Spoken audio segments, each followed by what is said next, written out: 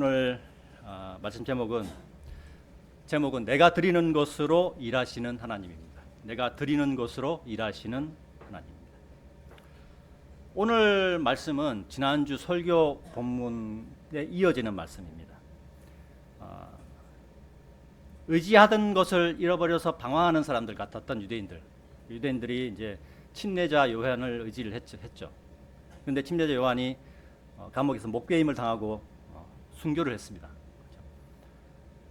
그 의지하던 것을 잃어버려서 방황하는 사람들 같았던 유대인들이 예수님을 만나서 위로의 말씀과 병든 것을 치유받는 기적을 체험했으나 사람의 배꼽시계는 먹을 것을 달라고 애원을 하고 있는 상황이죠. 시간이 딱 되니까. 여러분들도 하루에 3끼는 기본으로 먹죠. 저도 마찬가지입니다. 근데 그 끼니를 거르게 되면 배도 고파고 어떤 사람은 예민한 사람은 머리도 많이 아파옵니다. 영양 공급이 돼야 되는데 공급이 안 되니까. 그죠? 여기에 말씀의 배경은 예수님과 함께 있던 곳은 외딴 곳이었다고 말씀합니다. 외딴 곳이라는 것은 마을이 없고 그냥 외지, 길도 잘 없는 그런 곳이었던 거죠. 요즘처럼 먹을 것을 쉽게 구할 수 있는 시대도 아니고 환경도 아니었던 거죠. 외딴 곳인데 저녁 식사 시간이 지났다고 또 말씀하고 있습니다. 성경에서. 이런 상황이 오늘 말씀의 배경입니다. 오늘 말씀에 내가 드리는 것으로 일하시는 하나님에 대해서 생각해 봐야 할 것 첫 번째, 제자들은 예수님과 함께 있음에도 자신들의 경험을 의지했다라는 것에 대해서 한번 생각을 해보겠습니다. 제자들은 예수님과 함께 있었습니다. 그러나 제자들의 말은 자신들의 경험을 얘기하는 거였어요. 말씀 본문 15절에 제자들이 예수님께 말씀드리기를 이곳은 외딴 곳이며 저녁 먹을 때도 지났으니 모여있는 많은 사람들이 각자가 알아서 저녁을 해결할 수 있도록 돌려보내셔야 됩니다 라는 말씀을 드리는 상황이죠. 이것은 자기들의 경험에 의한 말씀입니다. 그런데 제자들의 말처럼 많은 무리를 배고픔의 상태로 그냥 돌려보낸다는 것은 인간적인 어떤 감정도 그렇고 또 예수님께서는 상상할 수도 없는 상황이었을 것입니다. 왜냐하면 하나님의 아들로서 또 왕으로서 오신 분이잖아요. 그죠? 근데 그러한 예수님이 자신들을 보러 온 사람들을 그냥 돌려보낸다. 뭐가 좀 모양새가 안 나는 상황이죠. 예수님은 유대인을 구원하러 오신 분, 유대인의 왕으로 오신 분입니다.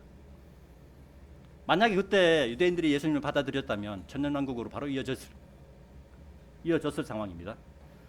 자기 백성의 영적 굶주림과 육신의 굶주림을 보고 안타까워하신 예수님이었습니다. 제자들은 예수님과 함께 다니면서 많은 기적과 이적을 체험하였으나 그것을 자신들의 마음속에, 자신들의 생각 속에 넣어두지 않았다는 것입니다. 그것을 자신들의 믿음의 금고에 넣어두지 않았던 것이죠. 그런 모습으로 행동을 하니까 예수님께서 십자가에 죽으시고 부활하셔서 제자들에게 보이시기까지, 그리고 성령님이 제자들의 마음속에 들어가기까지 제자들은 어린아이 같은 모습, 철부지 같은 모습만 보여주었던 것이죠. 예수님이 십자가에 딱 달리기 전에 딱 잡혔을 때 도망가는 대부분의 제자들이 다 도망가 버렸잖아요. 어떤 사람은 빨개 벗고 도망갔다고 그랬어요. 그게 철부지 같은 모습이었던 거죠. 제자들이 성령님으로 충만해져 있을 때 그때야 비로소 예수님의 말씀과 기적과 이적의 의미를 이해하게 되었던 것입니다. 그런데 이런 모습은 오늘을 살아가는 우리도 마찬가지의 모습을 보이고 있습니다. 구원은 받았으나 진리의 지식이 없으므로 성령님이 나의 내면에 충만하지 않으므로 부활하신 예수님을 만나기 전까지 철부지 같았던 제자들과 같은 모습으로 살아갈 수밖에 없는 것입니다. 구원을 받았고 진리의 지식은 알고 있으나 하나님을 의지하는 모습이 아닌 하나님을 의지하지 않는 모습으로 살아간다면 이 또한 성령님이 그 사람의 마음속에서 역사하시지 않습니다. 오늘 말씀 본문 15절은 예수님과 함께 있었음에도 예수님께 의지하지 않고 자신들의 경험을 말하고 있는 인간의 모습을 보여주고 있는 구절입니다. 우리가 살아가는 이 시대에 성령님이 우리와 함께 있습니다.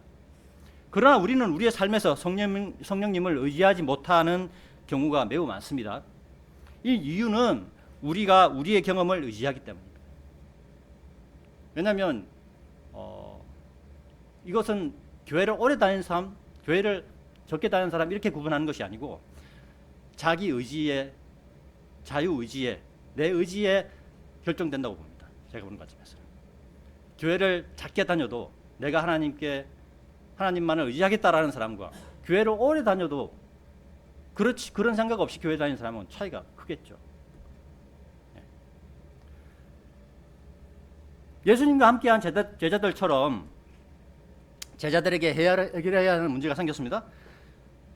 예수님께 물어보면 되는데 물어보지 않고 자신들의 생각대로 말해버립니다. 우리도 어떻습니까? 우리가 해결해야 하는 문제가 생겼는데 성령님께 기도하면 되는데, 기도했으면 그리고 기다리면 되는데 성급하게 결정을 내어 버립니다. 이것은 제가 옛날에 그랬어요. 저도 교회를 다닌다고 하면서도 무슨 일이 생기면 제가 그냥 기도한다고 하면서 결정을 제가 내려놓고 이렇게 하는 경우가 제가 엄청 많았습니다. 이러면 하나님께서 성령님을 통해 우리에게 역사하지 않습니다. 일이 생길 때마다 이런 모습을 보인다면 하나님의 은혜를 체험하는 삶이 되지 못합니다. 교회 시대는 눈에 보이는 기적이나 이적은 없습니다. 결코 없습니다. 성경 말씀을 보더라도. 사도 바울이 쓴 바울의 서신, 로마서부터 빌레몬스까지의 그 서신 중에서 기적의 모습이 나와 있는 경우가 하나도 없어요. 우리를 여기서 그걸 보고 뭘 알아야 되냐면 교회 시대는 기적이나 이적은 없다. 그러나 하나님께서는 나의 삶에서 성령님을 통하여 역사하신다는 사실을 우리는 기억해야 합니다. 그리고 이것을 우리는 체험해야 합니다. 반드시 체험해야 돼요. 세상 속에 속한 교회들이 말하는 은사 체험, 방언 체험 이게 아니고 내 삶에서, 각자의 삶에서 역사하시는 하나님을 반드시 느끼며 살아야 합니다. 그렇지 못하면 그분은 세상으로 빠져나갈 확률이 매우 높습니다. 여러분들 교회를 주일마다 일요일마다 나오지만 그 나오는 게 내 자발적인 내 의지로 나오는 거죠. 근데 이걸 체험하지 못하면 내가 교회에 가야 될 이유를 느끼지 못하는 거예요. 그러면 그 사람은 교회를 떠나게 됩니다. 저도 그 전에 제독공교회 있을 때 많이 봐왔어요. 이것은 구원받은 사람에게도 적용되는 부분입니다. 디모데후서 4장 10절에 우리 잘 아는 말씀, 디모데후서 4장 10절에는 이는 데마가 이 현 세상을 사랑하여 나를 저버리고 데살로니가로 떠났기 때문이라. 크레스켄스는 갈라디아로 갔고 디도는 달마티아로 갔느니라라는 말씀이 있죠. 데마와 크레스켄스와 디도는 사도 바울의 동역자들이었습니다. 사도 바울과 함께 한 사람들이었어요. 특히 디도는 크레타 섬의 목회자로 임명받은 사람이었습니다. 데마와 크레스켄스와 디도는 그러니까 구원받은 사람이었죠. 구원받은 사람이었으니까 사도 바울과 같이 동행한 거예요. 그러나 그들은 세상의 것에 눈을 돌렸고 그들의 마음은 세상의 것들을 바라보면서 사도 바울을 떠나 세상으로 가버린 거예요. 사람은 마음속에 무엇이든지 채워야 하는 존재입니다. 하나님의 영인 성령님으로 채우든지 아니면 마귀의 영으로 채우든지 채워지게 되어 있습니다. 제가 제독공교회 있을 때 많이 불렀던 복음송이 있는데 제목이 성령 받아라요. 아시는 분 계실 겁니다. 내용은 성령 받아라, 성령 받아라. 예수 내게 말씀하셨어. 이걸 2번 하고 할렐루야 성령 받았네. 나는 성령 받았네. 이것도 2번 합니다. 이렇게 계속 그 노래를 간단하지만 계속 불러요. 이렇게 이렇게 부르는데 그리고 그 노래 끝나면 어떻게 행동하냐면 주야 주여 목청껏 부르면서 성령 달라고 외치기 시작합니다. 이것이 제독공교회들이 성령 체험, 은사 체험, 방언 체험을 구하는 첫 번째 출발점이에요. 그런데 이 복음송은 교회 시대의 교리와 전혀 맞지 않는 거예요. 왜 그러냐면 성령님은 우리가 구원받을 때, 예수님을 믿을 때 우리가 받게 된다고 말씀하고 있기 때문입니다. 우리 성경 좀 찾아보겠습니다. 요한복음 7장 39절입니다. 요한복음 7장 39절에 이런 말씀이 있습니다. 성령에 대한 말씀이시죠. 요한복음 7장 39절입니다. 제가 봉독해 올리겠습니다. 그러나 이것은 그분께서 그분을 믿는 자가 받게 될 성령에 관하여 말씀하신 것이라 그랬죠. 그죠? 이는 예수님께서 아직 영광을 받지 아니하셨으므로 성령님께서 아직 주어지지 아니하기 때문이라. 그 앞부분에 보면 그분을 믿는 자가 받게 될 성령입니다. 말 그대로 예수님을 믿는 자가 성령을 받는다라는 얘기예요. 그죠? 우리가 막 그 성령 달라고 막 외쳐서 성령 받는 게 아니에요. 말씀이 그렇게 나와 있잖아요. 우리는 말씀을 기준으로 말하고 생활하는 사람들입니다. 그죠? 또 갈라디아서 3장 2절에는 내가 너희에게서 이것을 알아보고자 하노라. 너희가 율법의 행위들로 성령을 받았더냐 아니면 믿음의 들음으로 받았더냐라는 말씀이 있죠. 행위로 성령을 받았냐 아니면 믿음으로 성령을 받았냐 물어보는 거예요. 사도 바울이 갈라디아 교인들한테. 갈라디아서 3장 2절은 너희는 믿음으로 성령을 받았다는 말씀을 강조하기 위해 의문문을 사용한 것이에요. 그리고 갈라디아서 3장 3절을 보시면 너희가 그렇게 어리석으냐 성령 안에서 시작하였다가 너희가 이제는 육체로 완전해지느냐라고 말씀하고 있는데 육체는 율법의 행위를 뜻하는 것입니다. 그래서 제독교회들이 하는 그런 모습들로 다 행위들이죠. 행위들로는 성령을 받을 수 없다는 얘기예요. 갈라디아서 3장 2절의 뜻은 성령은 믿음으로, 성령은 믿음의 들음으로 받는다라는 뜻입니다. 이처럼 성령님은 예수님을 믿고 구원받은 우리에게 들어와 계시고 우리와 함께 계십니다. 이런 확신이 없는 사람들이 불안하니까 성령 받으려고 성령 달라고 이렇게 외치는 거예요. 우리는 예수님의 제자들처럼 예수님께 물어보지 않고 자신의 경험에 의존하는 사람이 아닌 그런 사람이 아니고 우리와 함께 계시는 성령님께 물어보는 삶을 각자가 살아야 돼요. 이에 대하여 데살로니가전서 5장 19절에는 이렇게 말씀하고 있습니다. 성령을 쉽게 하지 말라라고 말씀하고 있죠. 성령을 쉽게 하지 말라는 얘기는 이미 너희들 안에 성령이 들어와 있다 이거예요. 그 성령을 차갑게 쉽게 하지 말라는 거예요. 갈라디아서 5장 25절에는 만일 우리가 성령 안에서 살아있다면 또한 우리가 성령 안에서 살아가자라고 응원하고 촉구하는 것입니다. 그죠? 여러분들의 문제에 대해서 성령님께 꼭 물어보십시오. 물어보지 않는 삶을 산다면 그 사람은 데마와 크레스켄스와 디도처럼 세상으로 나갈 수가 있습니다. 오늘 말씀의 제목 내가 드리는 것으로 일하시는 하나님에 대해서 두 번째, 예수님의 말씀을 이해하지 못하는 제자들과 굶주린 무리를 그냥 보내지 않으시는 예수님에 대해 생각해 보겠습니다. 예수님의 말씀을 이해하지 못하는 제자들 그리고 굶주린 무리를 그냥 돌려보내지 않으시는 예수님. 본문 말씀 16절에 그들은 떠날 필요가 없느니라 너희가 그들에게 먹을 것을 주라 이렇게 예수님 말씀하셨죠. 그들은 떠날 필요가 없어. 너희가 그들에게 먹을 것을 줘. 이렇게. 이 말씀의 뜻은 예수님께서 무리들에게 먹을 것을 주시니 너희가 그것을 받아 나누어 주라. 우리 전체 말씀을 나중에 보면 그죠? 예수님께서 내가 줄 거니까 너희들이 그걸 나누어 줘. 이렇게 얘기합니다. 그러나 제자들과 무리들은 자신들에게 5덩이의 빵과 물고기 2마리뿐이라고 말하는데 이것으로는 아무것도 나눠줄 수 없어요. 이거 가지고 한 사람 먹으면 끝나는 거예요. 이런 말씀을 하는 거예요. 제자들은. 다 자기 경험이죠. 자기가 아는 거에 대한 얘기입니다. 그런데 현실을 본다면 이건 틀린 말이 아니에요. 현실을 정확히 얘기해 준 거잖아요. 제자들이 예수님한테 물고기 2마리와 5덩이의 빵으로는 10,000명 이상의 사람들에게 나누어 줄 수도 없는 음식이 아니죠. 여기 보면 아까 우리가 읽었던 본문에는 남자만 5,000명이라 했죠. 그럼 여자와 아이는 애들 다 합치면 최소한 10,000명은 넘어가죠. 그죠? 이 상황은 인간의 능력으로는 해결할 수 없는 상황이에요.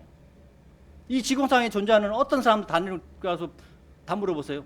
빵 5덩이와 물고기 2마리 가지고 10,000명 먹일 수 있는 능력이 있는 사람이 손 들어보세요 하면 아무도 못 듭니다. 그런 능력은 사람들에게 없어요. 남자들의 수만 아까 제가 말씀드린 5,000명이었다고요. 그리고 아직도 제자들은 예수님이 어떤 분이신가를 알지 못하는 상황이에요.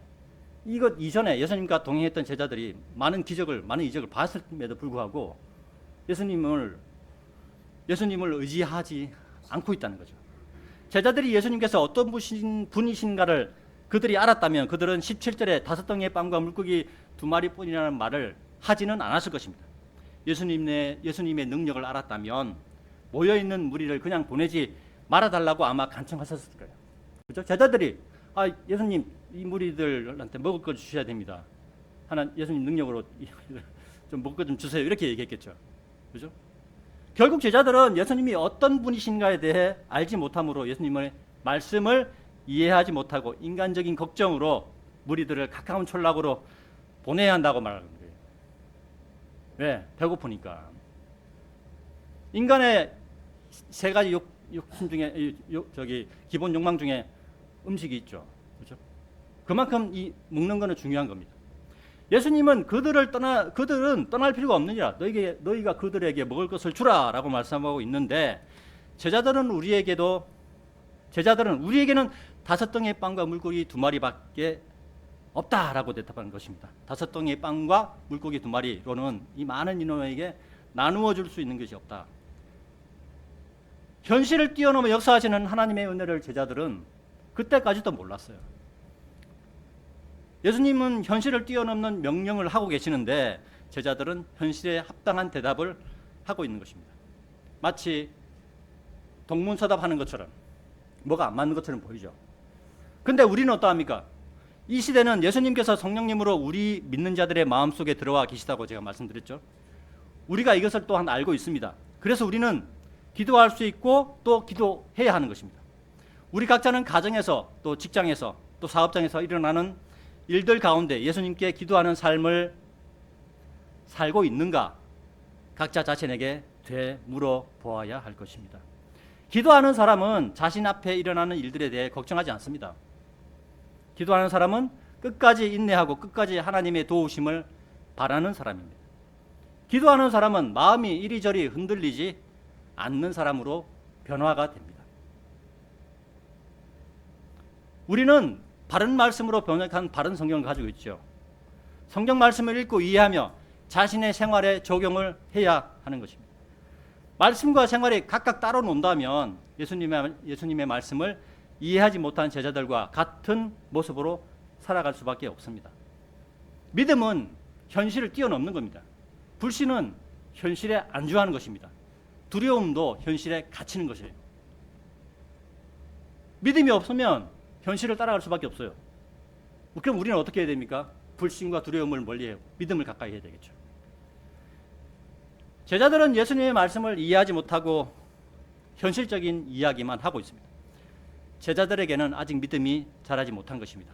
교회 시대를 살아가고 있는 우리에게는 예수님을 대신해서 성령님께서 모든 구원받은 자들 마음속에 들어와 계십니다. 그러나 우리의 육체의 눈에는 하나님도 예수님도 성령님도 어느 분도 보이지 않죠. 그죠? 저도 하나님 못 봤습니다. 예수님 못 봤습니다. 성령님 못 봤어요. 왜? 육체의 눈을 가지고 있기 때문에. 그리고 죄의 몸으로는 하나님을 볼 수 없다고 성경은 말씀하고 있습니다. 인류의 조상인 아담의 직업은 동산을 가꾸는 동산직이었어요. 동산을 가꾸는 사람이었죠. 아담은 에덴 동산에 있었을 때는 하나님과 직접 마주보며 대화하는 사람입니다. 아담에게는 그때 당시까지는 죄가 전혀 없었기 때문에 하나님의 얼굴을 직접 볼 수 있었던 존재였습니다. 그러나 아담이 하나님의 명령을 어겼을 때 아담은 하나님의 얼굴을 피하여 숨어버렸고 또 에덴 동산에서 쫓겨남을 당했습니다. 죄는 하나님과 함께 할 수 없다는 것을 아담을 통하여 우리는 알 수 있다는 거예요. 출애굽기 33장 20절에는 이런 말씀이 있습니다. 이어서 그분께서 말씀하시기를 너는 나의 얼굴을 볼 수 없느니라 이는 나를 보고도 살아남을 사람이 아무도 없기 때문이라 하셨느니라. 이거는 모세가 하나님께 하나님의 얼굴을 보여주세요 라고 물었을 때 질문을 했을 때 하나님께서 대답하는 말씀입니다. 죄의 몸을 벗어버리기 전에 죄를 가지고 있는 몸으로는 하나님을 볼 수 없습니다. 우리가 숨쉬는 공기도 또 바람도 우리의 눈에는 보이지 않죠. 그러나 우리는 숨쉬고 살아가며 또 바람이 어디서 와서 어디로 가는지 보이지 않으나 우리의 피부에 부딪히는 것을 느끼면서 아 바람이 있구나 라고 생각합니다. 나뭇가지 잎이 움직이는 것을 보고 아 바람이 있구나 라고 생각하죠. 이처럼 우리의 눈에는 보이지 않지만 공기와 바람은 존재합니다. 이와 같이 하나님도 예수님도 성령님도 우리의 눈에는 보이지 않지만 살아 계신 분입니다. 단지 우리가 가지고 있는 죄의 몸으로 인하여 우리의 육체의 눈에만 보이지 않을 뿐입니다. 성경은 살아계신 하나님에 대하여 이렇게 말씀하고 있습니다. 같이 찾아보도록 하겠습니다. 디모데전서 6장입니다. 살아계신 하나님에 대한 말씀입니다. 디모데전서 6장입니다.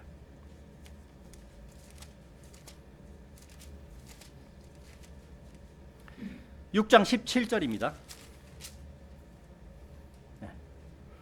제가 봉독해 보겠습니다. 이 세상에서 부유한 자들에게 명하여 그들로 하여금 높아지려는 생각을 품지 말고 불확실한 재물들을 신뢰하지도 말며 다만 살아계신 하나님을 신뢰하게 하라. 그분은 우리에게 모든 것들을 부요하게 주시어 향유하게 하시는 분이라. 그렇죠? 살아계신 하나님을 신뢰하게 하라라고 말씀입니다. 또 한 군데 더 찾아보겠습니다. 히브리서 12장 22절입니다. 히브리서 조금 넘기시면 있습니다. 히브리서 12장 22절입니다.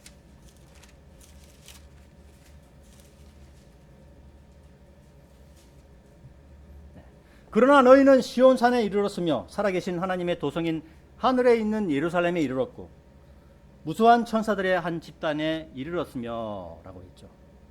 여기도 살아계신 하나님이 나옵니다. 성경은 하나님께서 살아있다는 표현만 하는 것이 아니고 하나님께서 계신 곳이 어딘가도 표현하고 있습니다. 이런 표현으로 우리는 주 하나님께서 살아계심을 확신하는 것입니다.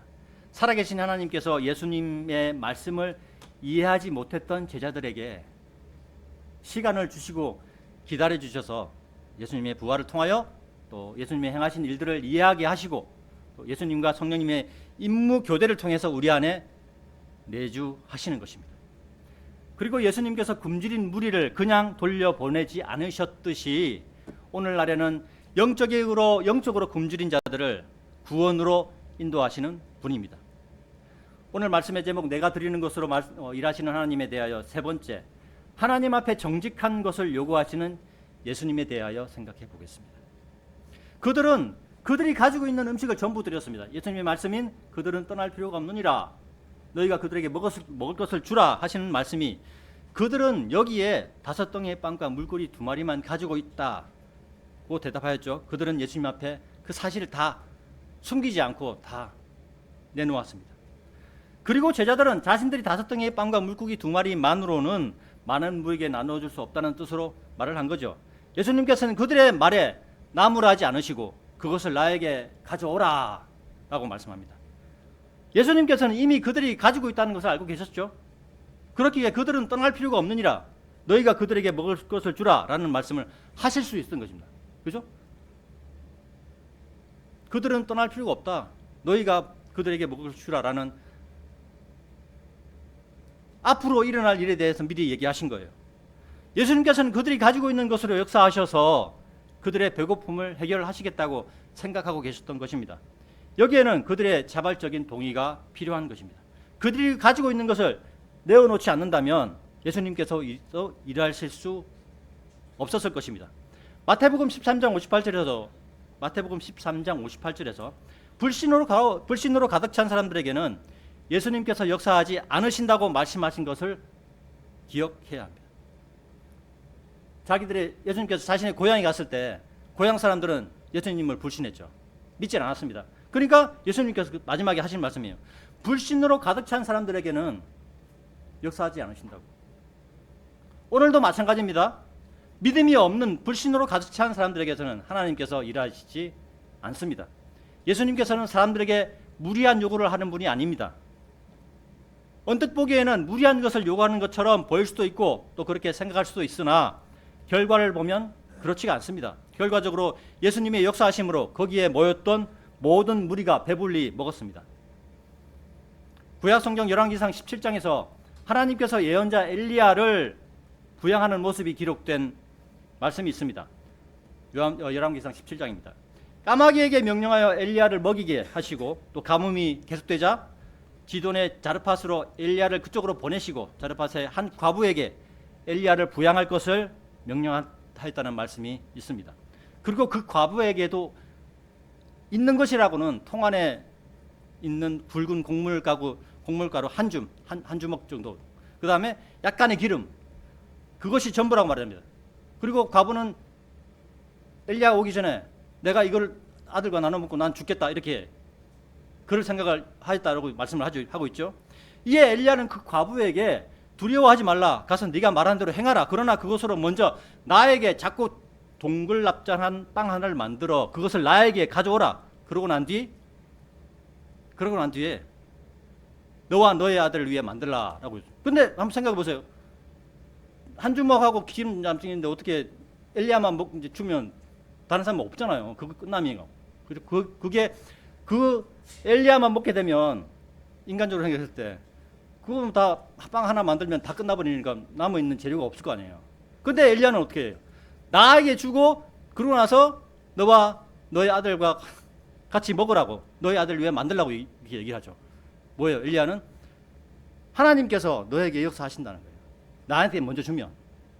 봐요. 예수님께서 제자들과 무리들이 예수님께 자기가 가진 건 전부를 드리니까 예수님께서 그걸 통해서 엄청나게 많은 양을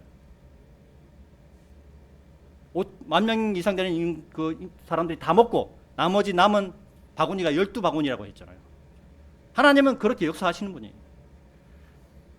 이에 과부는 엘리야의 말대로 하였더니 16절에 이런 말씀입니다. 그리하여 주의 말씀대로 곧 그분께서 엘리야를 통하여 말씀하신 대로 굵은 곡물가루가 든 통이 고갈되지 아니하였고 기름이 든 단지가 비지도 아니하였다라고 말씀하고 있습니다. 자르밧의 과부는 자신이 가지고 있는 것의 전부를 숨김없이 드렸습니다. 중요한 것은 내가 가지고 있는 것을 드릴 수 있느냐 없느냐. 그 시대도 하나님 앞에 정직한 과부가 있었죠. 이 일이 있고 난 뒤에 그 과부의 아들이 병들었고 죽었으나 엘리야가 하나님께 기도함으로 그 과부의 아들이 살아나는 그런 기적이 역사가 일어났습니다. 그 과부는 자기 아들이 죽었을 때 예언자 엘리야를 원망하였습니다. 그러나 엘리야가 하나님의 역사하심으로 자신의 아들을 살려서 데려다 주자 24절에 열왕기상 17장 24절 이렇게 말씀을 고백합니다.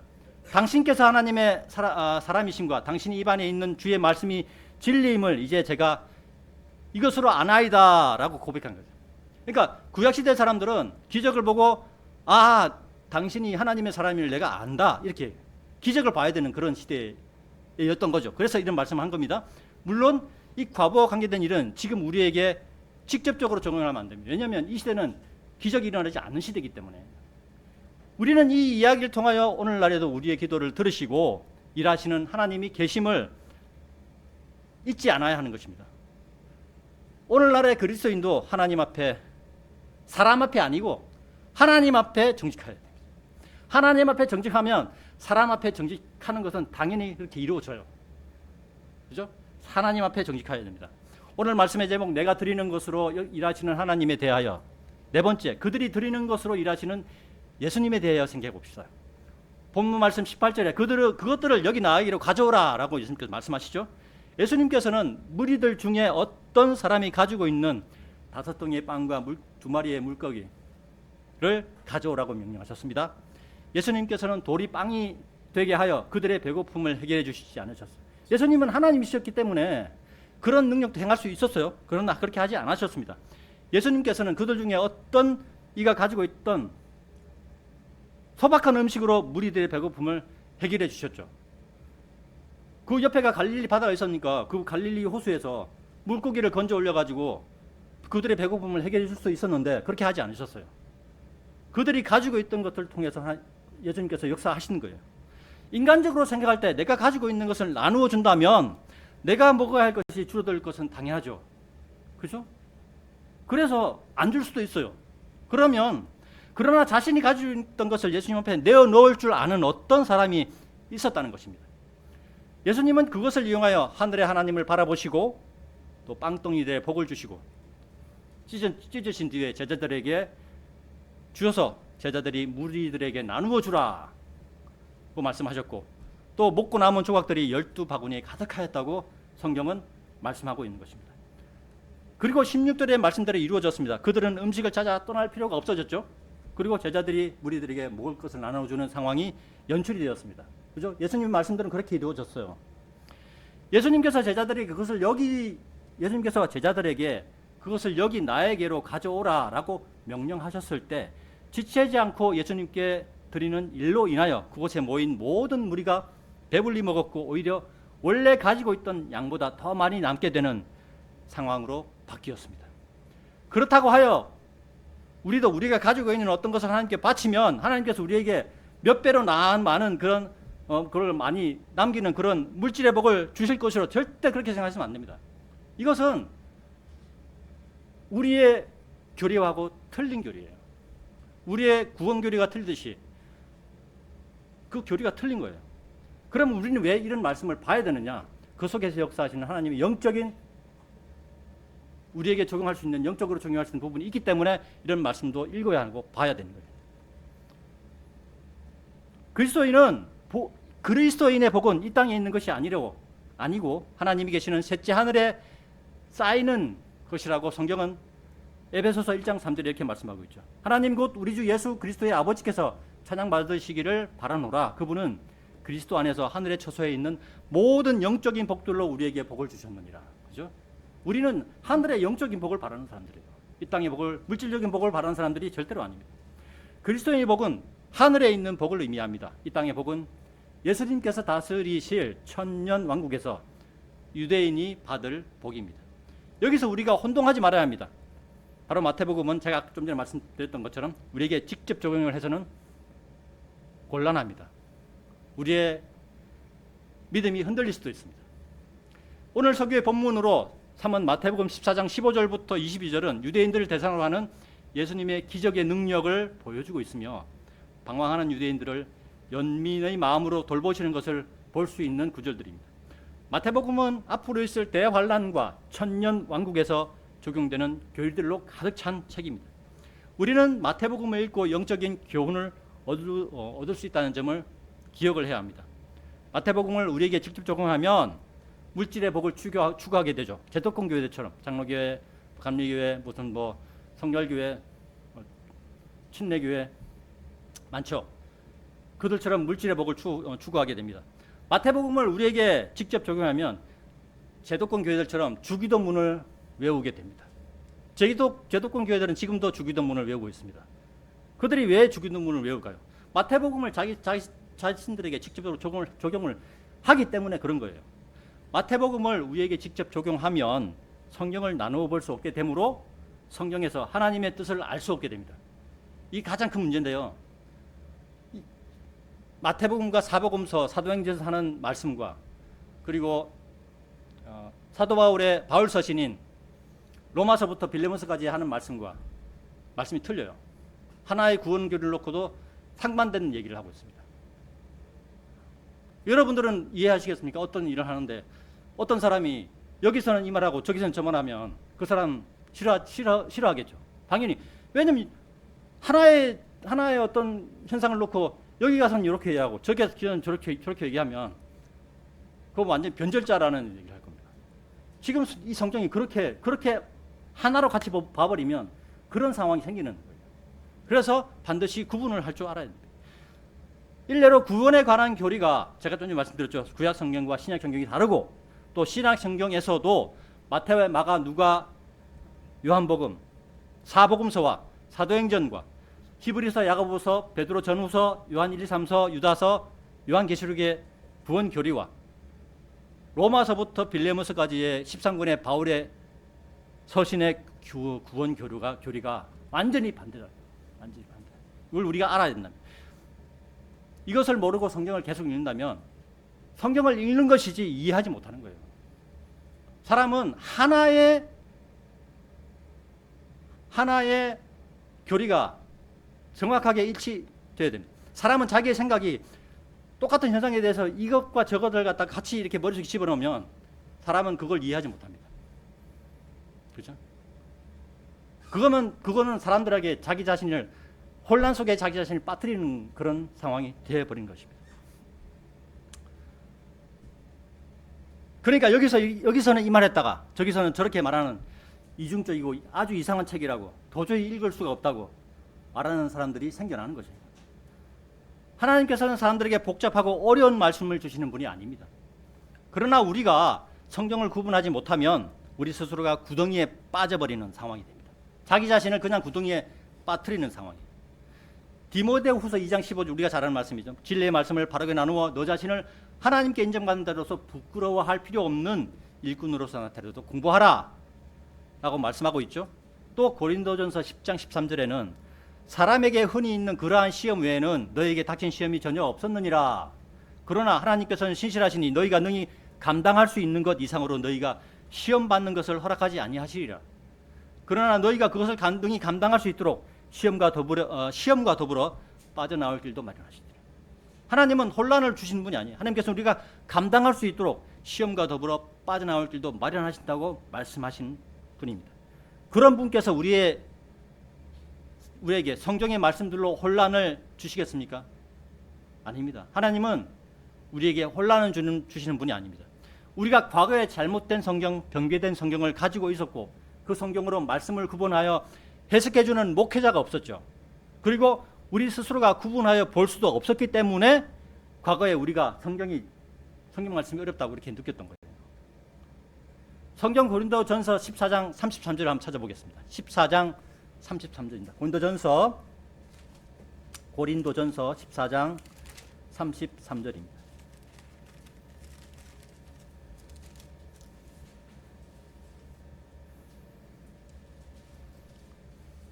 제가 봉독을 읽겠습니다. 이는 성도들의 모든 교회들 안에서와 같이 하나님께서는 혼란의 창시자가 아니시오 오직 화평의 창시자시기 때문이라. 하나님께서 혼란의 창시자가 아니라 그러죠. 하나님께서는 혼란을 주시는 분이 아니라는 거예요. 성경 말씀을 구분하여 바라보지 못하게 하고 성경 말씀의 다른 뜻을 첨가하고 삭제하는 것으로 성경을 왜곡하는 자들은 혼란을 야기하는 자들이요 그들은 마귀의 편에 선 자들입니다.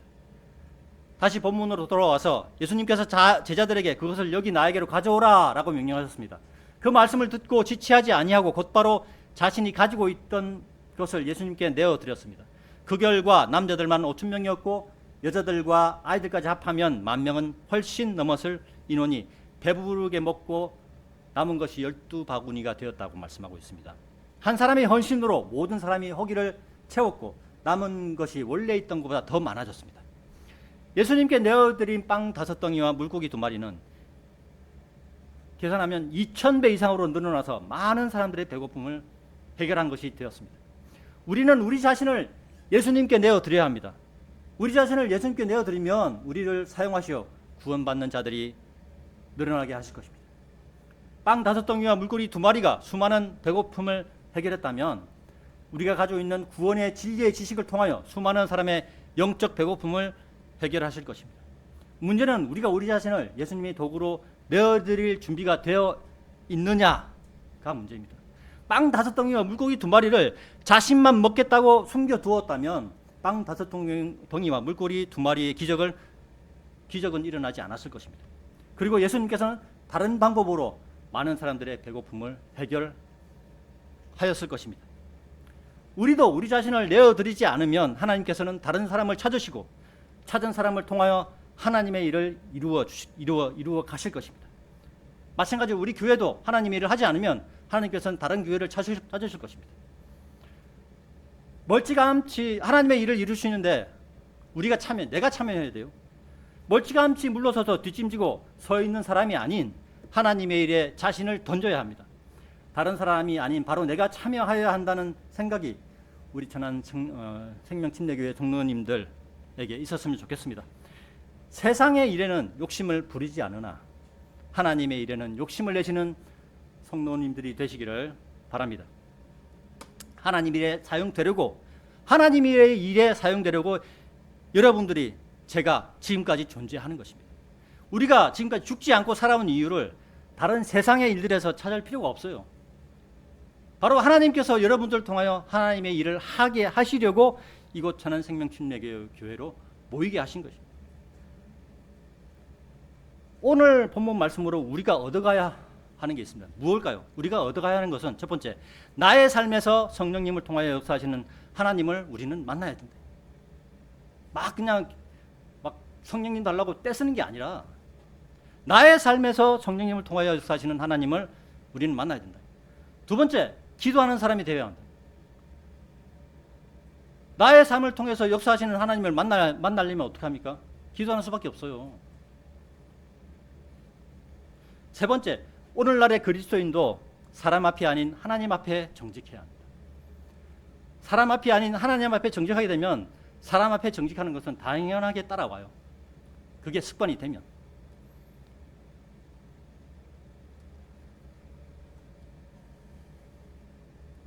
네 번째, 내가 드리는 것으로 일하시는 하나님을 우리는 기억해야 돼요.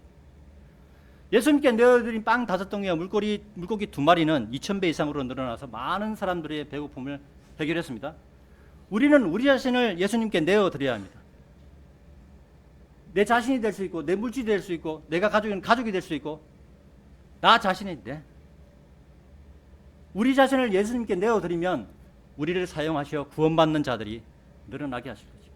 실제로 2023년 봄부터 또 지난해 말까지 우리 교회에서 구령하여 혼을 구원시킨 분들의 수가 200명이 넘습니다.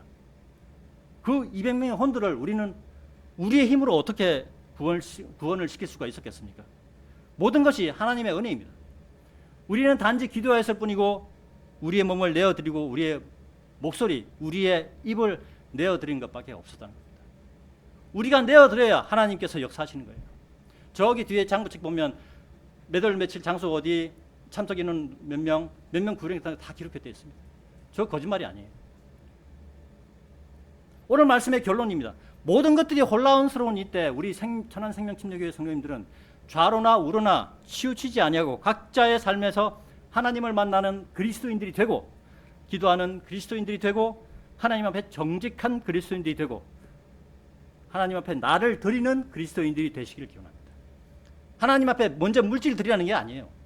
나 자신을 하나님 앞에 딱 내어드리면 내가 가지고 있는 물질도 드릴 수 있고 나의 가족들도 드릴 수 있고 다 드릴 수 있는 거예요. 문제는 나예요. 문제는 내가 가지고 있는 물질이 아니고 문제는 나 자신이에요. 나 자신. 그래야 하나님께서 우리 각자를 사용하시는 거예요. 우리의 마음의 눈이 하나님께로 향하여 있는 한 주가 되시기를 기원하며 2025년 2월 9일 설교를 마치도록 하겠습니다. 이어서 반주자님 반주